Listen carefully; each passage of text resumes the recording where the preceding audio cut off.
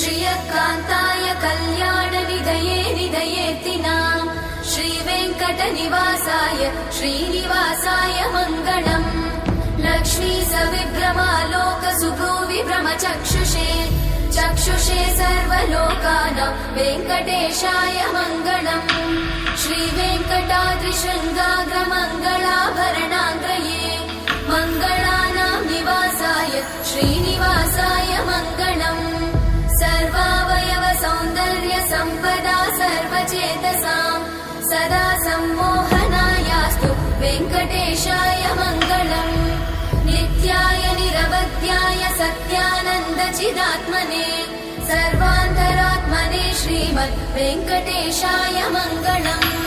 स्वतः सर्वविदे सर्वशक्तये सर्वशेषिने सुलभाय सुशीलाय वेङ्कटेशाय मङ्गलम्।